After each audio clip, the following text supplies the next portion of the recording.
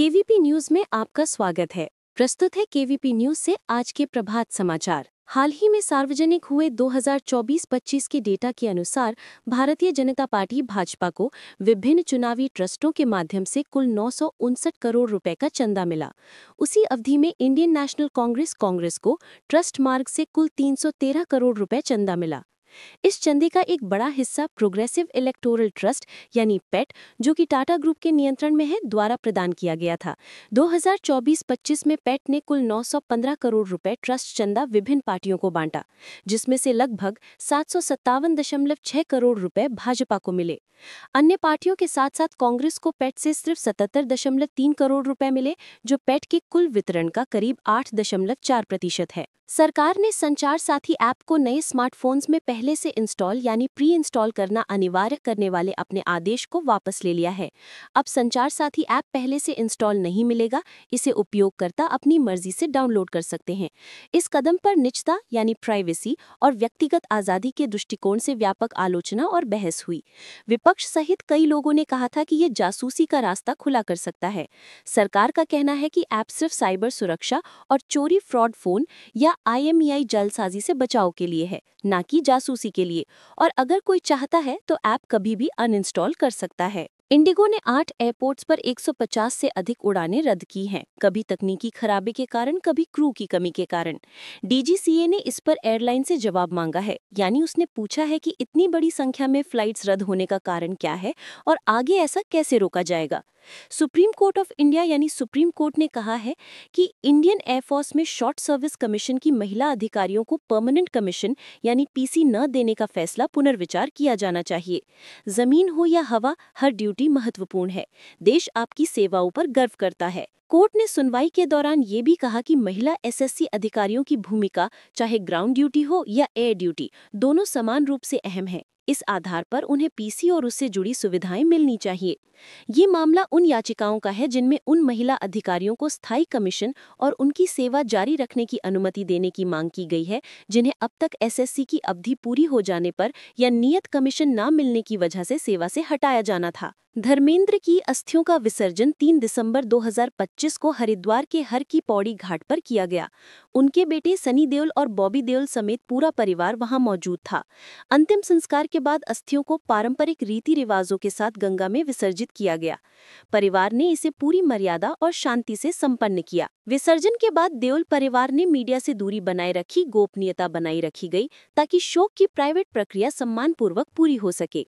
इस दुखद मौके पर कई लोग भावुक हुए। अस्थि विसर्जन के बाद कई परिवार सदस्य और प्रशंसक संवेदना व्यक्त कर रहे हैं और धर्मेंद्र को आखिरी श्रद्धांजलि दी गई। छत्तीसगढ़ के बीजापुर और सुकमा जिले की सीमा पर सुरक्षा बलों को एक बड़ी सफलता मिली, जहां मुठभेड़ में 12 नक्सली मारे गए, वहीं दुखद रूप से 3 जवान शहीद भी हो गए।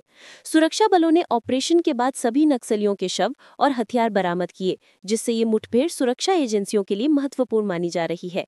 रिपोर्ट्स के अनुसार ऑपरेशन की रणनीति और इंटेलिजेंस इनपुट्स को लेकर 4 दिन पहले प्रधानमंत्री नरेंद्र मोदी और गृह मंत्री अमित शाह की उच्च स्तरीय बैठक हुई थी, जिसमें दक्षिण बस्तर के घने जंगलों में नक्सलियों पर निर्णायक कार्यवाही का रोड मैप तैयार किया गया था। इसी रणनीति के तहत CRPF, कोबरा और राज्य पुलिस की संयुक्त टीम ने इस अभियान को अंजाम दिया। मुठभेड़ के बाद क्षेत्र में सर्च ऑपरेशन जारी है ताकि नक्सलियों की बची खुची गतिविधियों को पूरी तरह खत्म किया जा सके। सरकार ने शहीद जवानों को श्रद्धांजलि दी है और इस कार्यवाही को नक्सलवाद के खिलाफ मिशन मोड की एक मजबूत कड़ी बताया है। BSF ने भारत बांग्लादेश अंतर्राष्ट्रीय सीमा पर एक बड़ी कार्यवाही में एक तस्कर को गिरफ्तार किया। उसके पास लगभग 3 करोड़ रुपए कीमत वाले 20 सोने के बिस्किट बरामद हुए।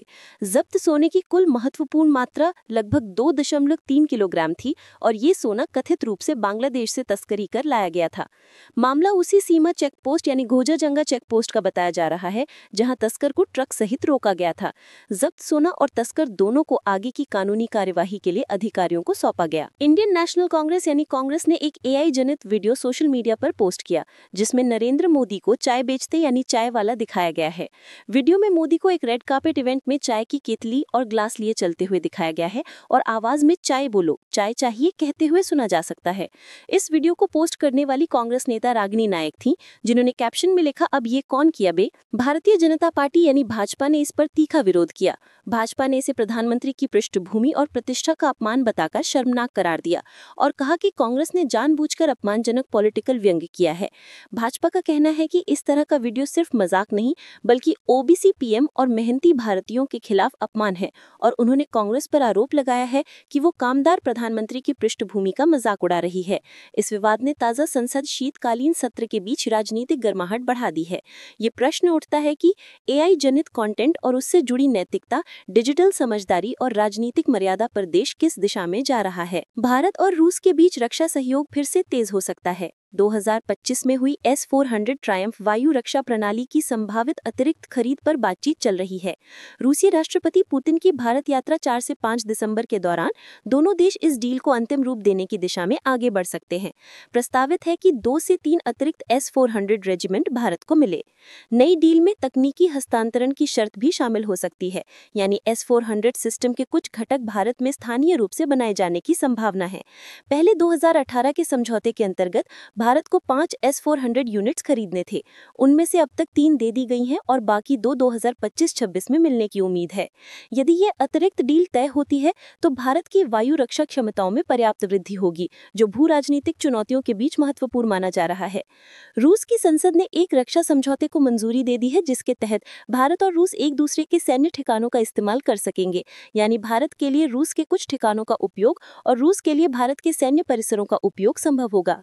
ये फैसला उस दौर में लिया गया है जब रूस के राष्ट्रपति व्लादिमीर पुतिन के भारत दौरे से पहले मिलिट्री और रक्षा सहयोग को मजबूत करने की दिशा में कदम बढ़ाए जा रहे हैं।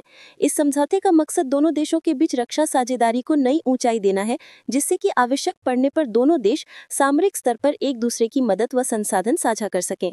रायपुर के शहीद वीर नारायण सिंह स्टेडियम में खेले गए इंडिया वर्सेस साउथ अफ्रीका दूसरे ओडीआई में भारत ने पहले बल्लेबाजी करते हुए 50 ओवर में 5 विकेट पर 358 रन बनाए, जिसमें ऋतुराज गायकवाड़ ने 105 और विराट कोहली ने 102 रनों के साथ शतक जमाए। दक्षिण अफ्रीका ने एडन मार्क्रम की 110 रनों की शानदार पारी के दम पर 362 6 बनाकर 4 विकेट से लक्ष्य हासिल कर लिया, सीरीज को 1-1 से बराबर किया। प्रशंसक हार के गम में हैं, लेकिन कोहली के 84वें वनडे शतक पर खुशी मना रहे हैं। इसे 6 साल से ज्यादा समय के बाद हार के बावजूद शतक के रूप में देखा जा रहा है। मार्क्रम को प्लेयर ऑफ द मैच चुना गया। फतोर्दा गोवा के पीजेएन स्टेडियम में आज दोपहर 4 बजे IST से पूर्व चैंपियन ईस्ट बंगाल FC पहली बार सेमीफाइनल में पहुंची पंजाब FC से भिड़ेगी। शाम 8 बजे defending champion FC Goa Mumbai FCT के साथ खेलेगी। शरद चंद्र छत्रपति शिवाजी स्टेडियम पुणे में आज शाम 8 बजे तेलुगु टाइटंस यूपी योद्धा से भिड़ेगी। उसके बाद 9 बजे हरियाणा स्टीलर्स बंगाल वॉरियर्स का सामना करेगी। हालिया लीग मैचों में हरियाणा ने तेलुगु टाइटंस को 45-34 से हराया था। विनय ने 11 रेड पॉइंट्स बनाए थे। मधुलई में पुरुष जूनियर विश्व कप पूल बी में भारत ने स्विट्जरलैंड को 5-0 से हराकर क्वार्टर फाइनल में प्रवेश किया। मनमीत सिंह 2-11, शारदानंद तिवारी 13-54 ने 2-2 गोल किया। अर्शदीप सिंह ने 28, एक प्रिंसदीप सिंह ने शानदार सेविंग्स की।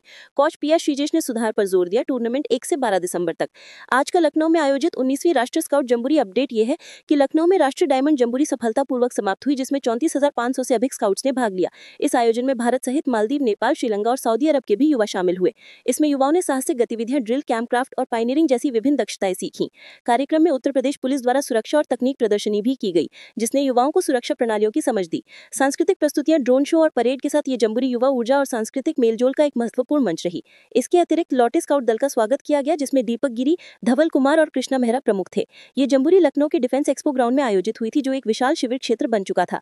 राष्ट्रीय जंबूरी में करीब 15,000 युवा स्काउट्स ने राष्ट्रपति को सलामी दी और ये कार्यक्रम लगभग 1.5 घंटे तक चला। और अंत में मौसम। भारत के अधिकांश राज्यों में शुष्क मौसम रहने का अनुमान है, लेकिन उत्तर भारत में शीतलहर और कोल्ड वेव का प्रभाव मजबूत रहेगा, जहां जम्मू कश्मीर, हिमाचल प्रदेश, उत्तराखंड में बर्फबारी और न्यूनतम तापमान 5 से 12 डिग्री सेल्सियस तक गिर सकता है, जबकि दिल्ली, NCR, पंजाब, हरियाणा, उत्तर प्रदेश में न्यूनतम 6 से 12 डिग्री सेल्सियस और अधिकतम 23 से 25 डिग्री सेल्सियस रहेगा। मध्य प्रदेश और पूर्वी राजस्थान में ठंड बढ़ रही है। महाराष्ट्र के कुछ भागों में कोल्ड वेव संभव तथा गुजरात, छत्तीसगढ़ में सामान्य तापमान 20 से 30 डिग्री सेल्सियस के साथ शुष्क हवा बहेगी।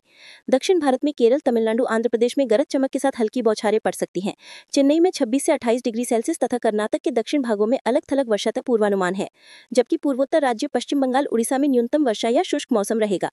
IMD ने उत्तर भारत के लिए येलो अलर्ट जारी किया है। दक्षिण पश्चिम बंगाल की खाड़ी में निम्न दबाव से वर्षा प्रभावित रहेगी। इसी के साथ KVP न्यूज से आज के प्रभात समाचार समाप्त हुए। नमस्कार।